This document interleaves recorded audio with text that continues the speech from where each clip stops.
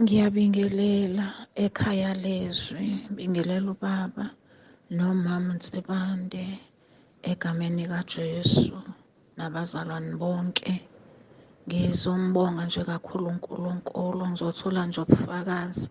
Umntanami uqashwe egaraji ebamba ibhizi, wathi esuka wabeqashwa permanent. Ngiyambonga kakhulu uNkulunkulu ngalokho. Ngisacela imkhuleko ukuthi njengalokhu e-aplayile emaphoyiseni nakwa-traffic cop, uNkulunkulu amenzele umusa, aqashwe khona ngokuphelele egameni kaJesu. Nento ebeyingihlupha ngaye nengane yakwamakhelwane, ngiyambonga uNkulunkulu, ngibona umahluko nje. Ngiyambonga kakhulu. Nalokhu uNkulunkulu okunye okungakenzeki ngobaba wala ekhaya, ngiyamkholwa uNkulunkulu ukuthi usazokwenza. Ngizothula nje lobo bufakazi. Ngiyambonga kakhulu uNkulunkulu. uJesu Kristu inkosi. uJesu Kristu inkosi. Amen. Ngithi uJesu Kristu uyinkosi. Ngiyabingelela kubazalwane, ngibingelela ubaba uNsibande nomama uNsibande nabazalwane bonke, uzuziwe lo wakantshangase. Ngizobonga nje emva kokuba ngivumile izono, emva kokuba ngibhalile phasi izono. Ngezwa nje nginomthwalo osukayo kumina emva kokuba sengithandazele nobaba uNsibane. Ngezwa nginomthwalo nje osukayo kumina. Ingcindezi yonke benginayo ngayizwa isuka, ngazizwa ngilula nje emzimbeni. Ngiyambonga kakhulu uNkulunkulu. Nalezi okunye usaloku engikhumbuza kancane kancane. Ngiyambonga kakhulu uNkulunkulu ngawe baba uNsibande. Ngithi uJesu Kristu inkosi. Amen.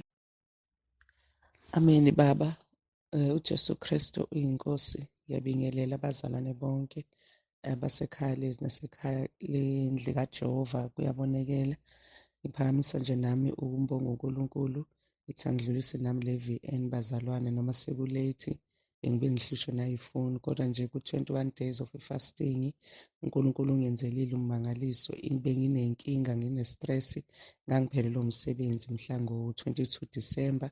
Kwasho ukuthi isimo sempilo yami ibingekho right nezimo nje zonke, kodwa ngiphakamisa ukumbonga uNkulunkulu. Ngibonga ukuthi abantwana bangene ey'koleni ezinye eseduzane ngoba befunda endaweni kude ngenxa yesimo ebenginenkinga yakho.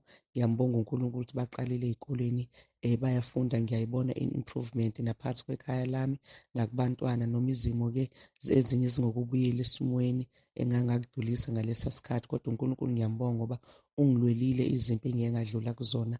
Ngibonga nje nokuthi uNkulunkulu usasigcinile nazi lesi sikhathi.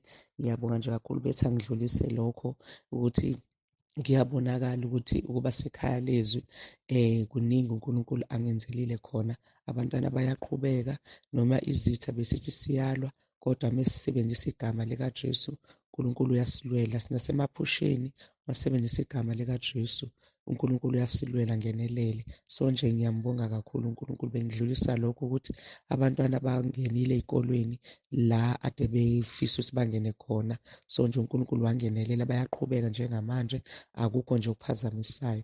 Ngithi nje bangidlulise lobo bufakazi ebengikudinga namanje ukuthi ngiyethemba uNkulunkulu ukuthi usazongenelela-ke ngiphinde ngithole umsebenzi. Kodwa nje bengidlulisa lokho kubonga uNkulunkulu ukuthi usasigcinile.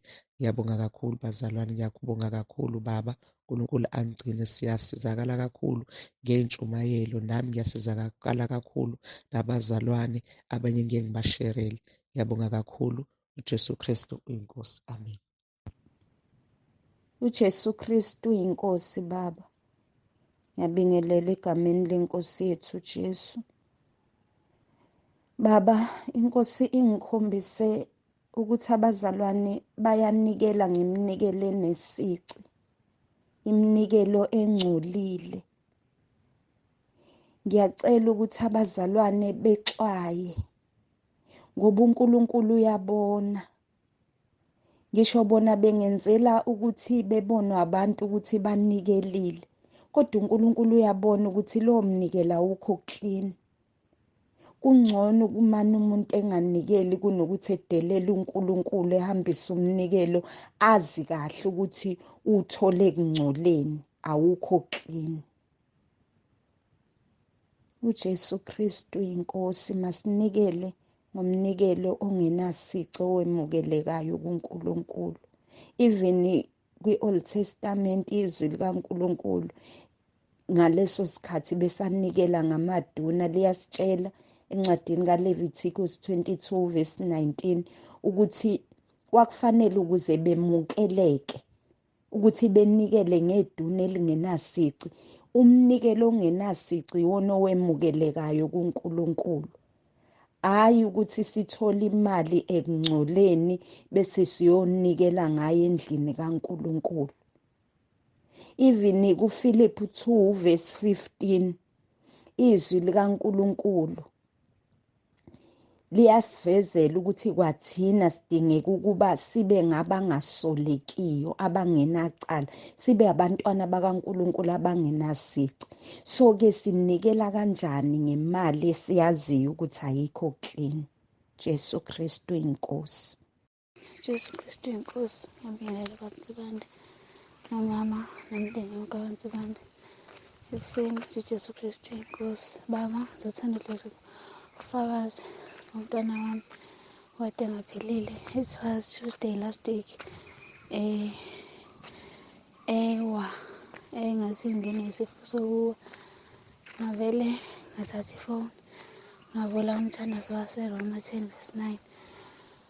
Ngathi la ubaba esesho ukuthi asisho emva kwakhe, washo mina. Emva kwalapho wathi umuqeda baba, ngamthandazela mina. Ngathi makaba nje uJesu Kristu inkosi, ngimelula wonke amalungu omzimba ayesethokekile. Wavele wavuka wahlala wangimemeza. uJesu Kristu inkosi, ngiyambonga kakhulu uNkulunkulu akwenze kimi. Ngiyamdumisa nasekuseni ngithi ufanele udunyiswe ikhathi zonke. uJesu Kristu inkosi.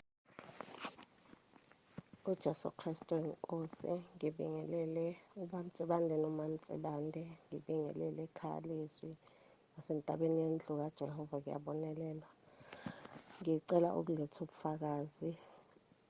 Bubukeka bubuncane bona, kodwa ngimangale kakhulu ukuthi uNkulunkulu uyasivikela.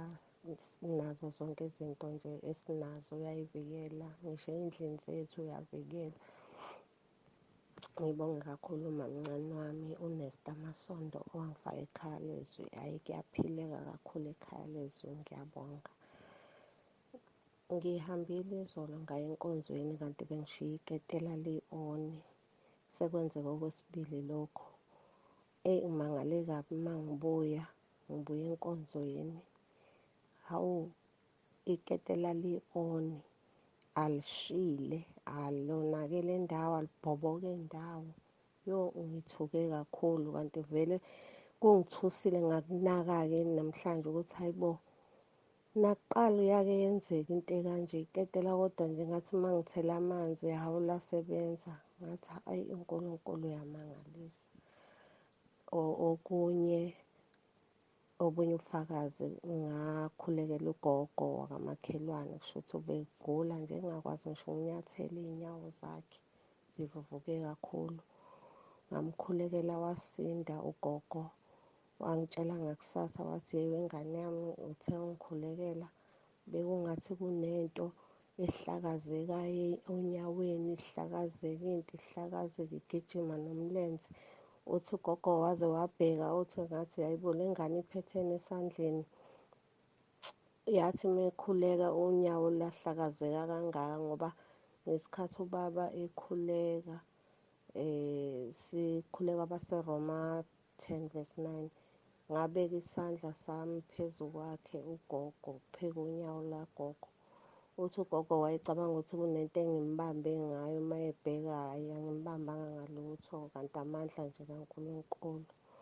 Nanokuthi nje isikhathi esiningi nginokuphupha ngikhulekela abantu. So, nanokuthi ngikhonjiswe ukuthi uma kukhona umuntu ogulayo kwesinye isikhathi ngiyaye ngimbone lowo muntu. Ngiyambonga nje uNkulunkulu kakhulu esipha amandla. Siyabonga uJesu Kristu inkosi. uJesu Kristu uyinkosi bakuthi bande ngibingelele nomama, ngibingelele umndeni wonke, umndeni ekhaya leZwi, ngibingelele umndeni entabeni yendlu kaJehova kuyabonelelwa. Ngiyendlulisa ukubonga nje kuNkulunkulu wami ngetimfundziso lositiketa tona. Ngiyababaza bazalwane, ngiyababaza ubukhulu nokuthandwa uNkulunkulu kangaka.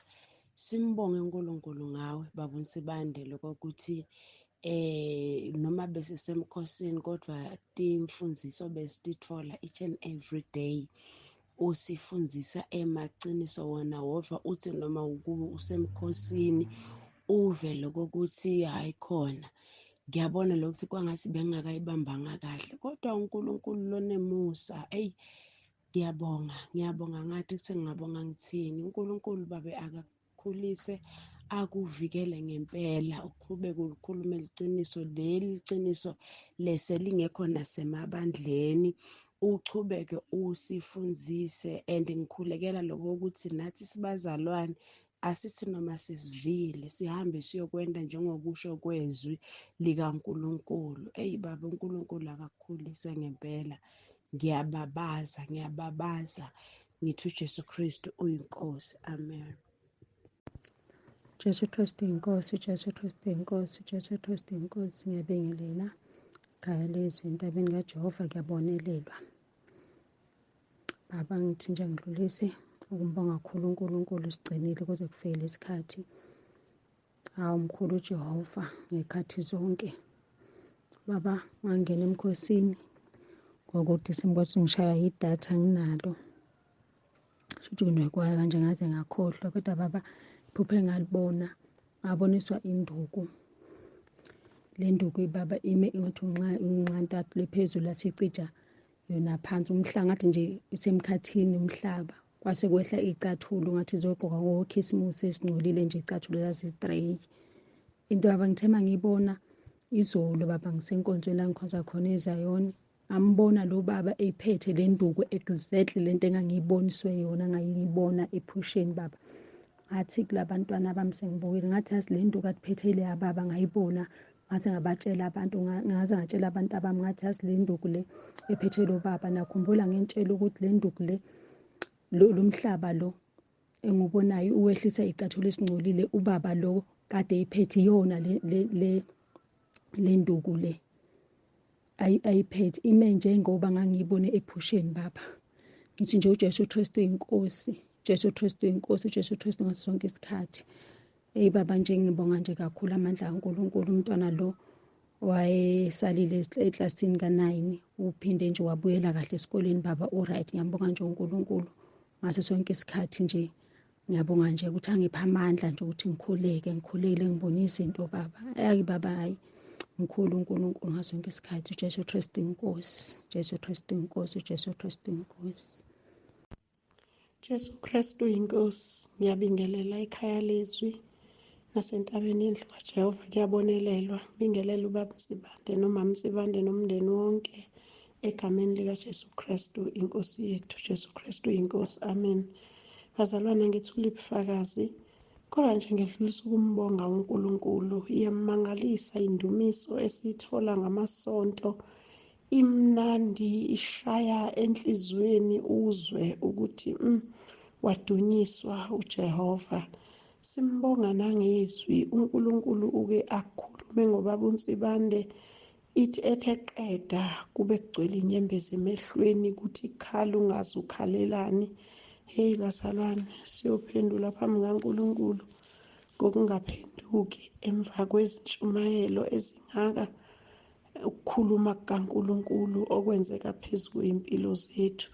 Siyabonga kakhulu bazalwane, uNkulunkulu angathi angasisiza sibambelele kuye, sigijima amehlo ethu abhekile kuyena ongumqalisi nomphelelisi wokuphila kwethu. Jesu Kristu inkosi. Siyabonga kakhulu ngendumiso, hawu iyamangalisa. Siyambonga uNkulunkulu. Jesu Kristu inkosi. Amen. uJesu Kristu inkosi. Baba yinto eyenzeke ngonyaka odlule lena ukuthi nje ngizizwa ukuthi angi-appreciate kakhulu kubaba ukuthi alalele uNkulunkulu uma emthuma kubantwana bakhe ukuthi asinike i-direction kulesi sikhathi esibi kangaka sanamhlanje. Abalalelayo-ke balalele, kube khona laba abangathandisisi ukwenza intando kaNkulunkulu, ngoba abanye njengabafaka bathi hhayi u-strict kakhulu lo baba, he's very strict nje, ngeke silunge thina kule nkolo le yakudala yokuhlukana nama-happies, yokuhlukana namabhruku, yokuhlukana nezinto. Yazi baba, kuthe ngonyaka odlule ngelinye ilanga uma ngiqeda ukulalela inkonzo ngazumeka ngalala. Kwakungazuthi ngaphupha ngisentabeni, kungazuthi intaba yaseMsebe leyana. Kukhona-ke inkonzo ejwayele ukuba khona kwaNongoma entabeni yaseMsebe. Ngangike ngiyibuka iy'nkonzo zakhona online ku-YouTube. So-ke kusho ukuthi kwakukhona kugcwele abantu bayagcwala laphana beze bezolalela abafundisi beshintshana. Kwamiswa baba, kwakukhona umfundisi owayekhona phambili, kwamiswa uhlelo, kwamiswa umfundisi, wathulisa umfundisi wayephambili.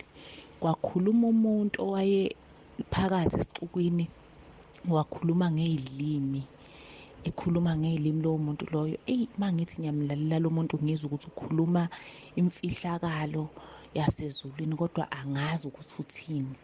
Kwaba khona umuntu ongazi ukuthi ukhuluma la eceleni kwami, ethi lo okhulumayo-ke ubaba uNsibande. Kungazuthi uthi lo muntu lona angihambe ngiyolalela yena, uyena muntu okufanele ngimlalele loyo uma ngifuna ukuthi ubudlelwane bami bube right noNkulunkulu, ngikhule enkosini. So ngakaze ngiyishere lento ngoba ngathatha sengazuthi vele inkosi kusho ukuthi beyithi angiqhubeke ngilalele nayinto enesisindo okungabe engingayilalela okunalokho okunye engiyaye ngimoshe isikhathi sami ngihlale ngilalela khona, ngoba abanye abazalwane angazi, but nje ngayithatha kanjalo ukuthi kusho ukuthi inkosi ingidirect ukuthi angiqinise ngapha, ngilalele ngapha, ngoba bathuliswa laba abanye. Kwathiwa hhayi, kwathulwa nje kwamiswa nohlelo, kungazuthi into abayenzayo ayikho, kwathiwa angilalele nakho. Ngiyabonga kakhulu baba, bekuthi nje angidlulise lokho lawo mazwi lawo, uJesu Kristu inkosi.